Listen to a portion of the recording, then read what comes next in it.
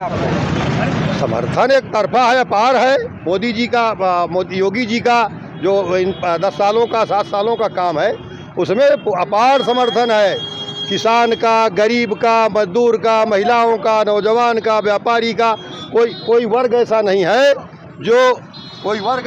है जो इससे छूटा हो।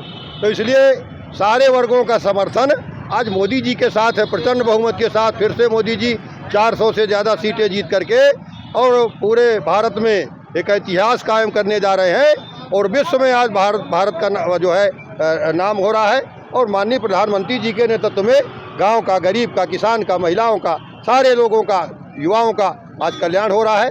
तो सारे वर्गों के लोग सब इकट्ठा हैं, कोई कहीं कुछ है नहीं। बस सब लोगों का आशीर्वाद है और सब लोगों का साथ है।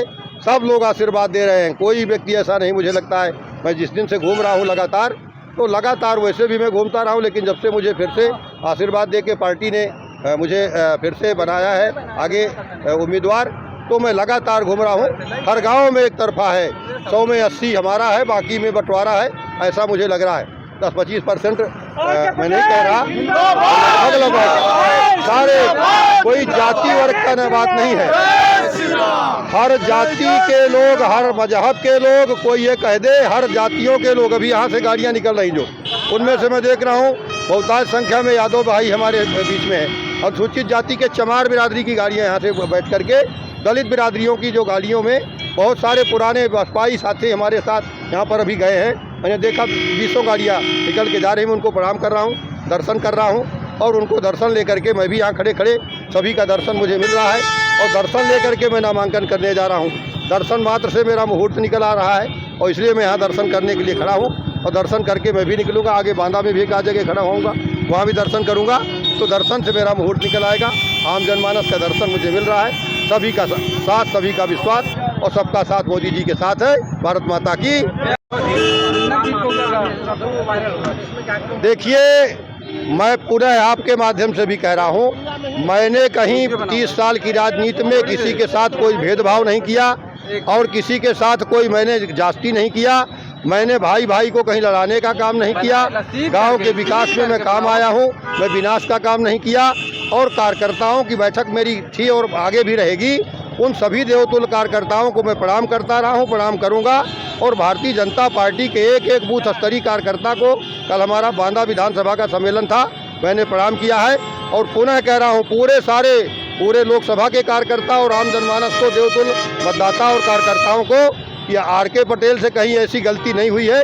और अगर जानते हुए अनजाने में भी कहीं मुझसे अगर कोई भूल हो, मैं भी इंसान हूँ, कहीं भूल हुई है तो उसके लिए भी मैं उससे क्षमा चाहता हूँ।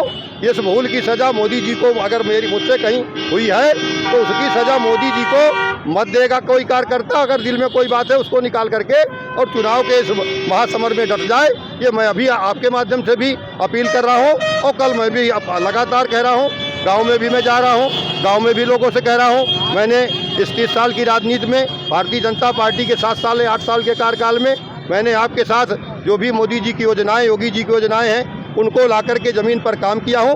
अगर कहीं कोई त्रुटि रह गई हो अनजाने में, जाने में तो मुझे नहीं लगता, इंसान हूँ मैं, आदमी को अपनी कमियाँ कहीं नज़र नहीं आती हैं।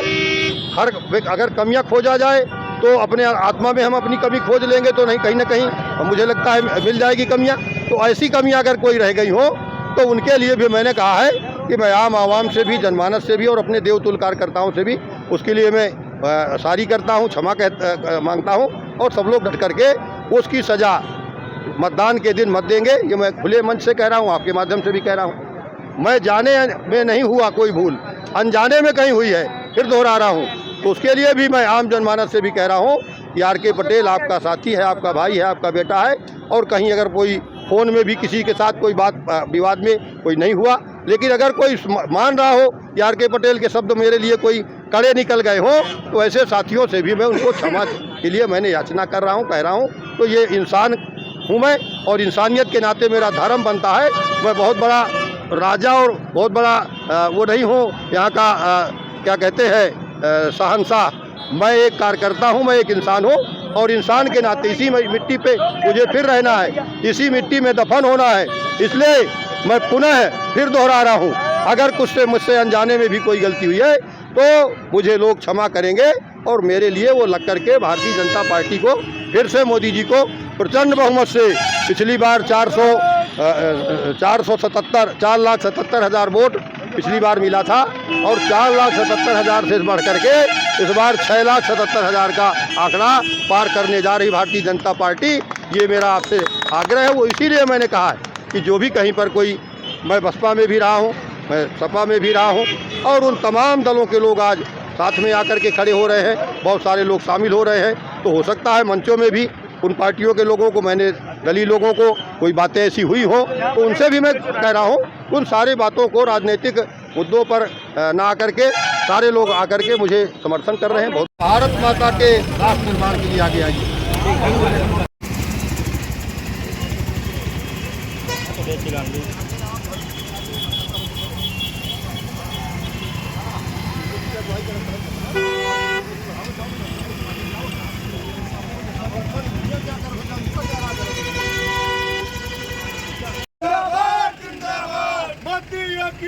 पटेल जिंदाबाद जिंदाबाद, भारतीय जनता पार्टी जिंदाबाद जिंदाबाद। जो बंदे मन चलना भूल राम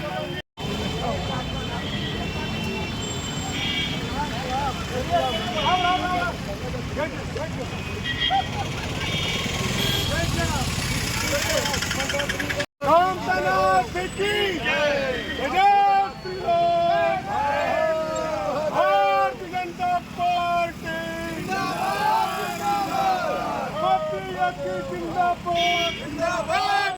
मत जाना भूल, राम मंदिर कमल का फूल। दो बातें मत जाना भूल, राम मंदिर कमल का फूल। दो बातें मत जाना भूल।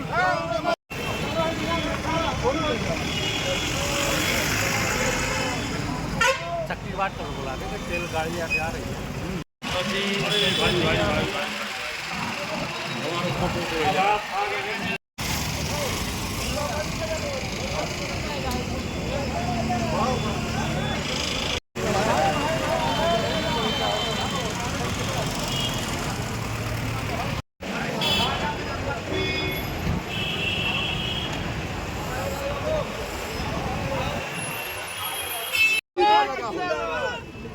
मैंने गलती नहीं किया कभी जीवन में, लेकिन अगर किसी को लगा हो तो बार बार मैं यही कहूँगा, भाई आपको भी कहीं ऐसा लगा हो कि आर के पटेल ने मेरे साथ कहीं कुछ ऐसी बात कह दिया हो, आपके दिल में रखी हो बात, उसको निकालने के लिए मैं बार बार कह रहा हूँ उन बातों को।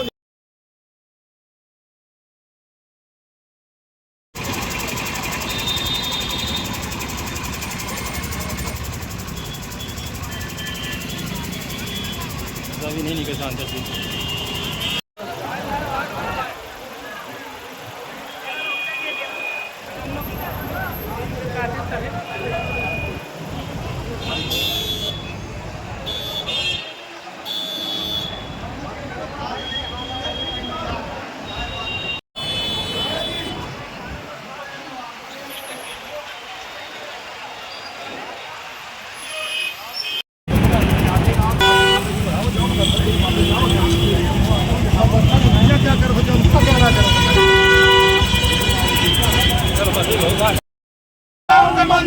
उनसे भी आग्रह हुआ है और माननीय मुखर्जी जी भी है, उनसे भी आग्रह हुआ है माननीय मुखर्जी जी का माला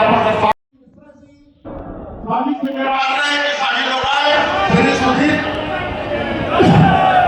गोस्वामी चेयरमैन DCPF, श्री पंकज चक्रवर्ती, सभी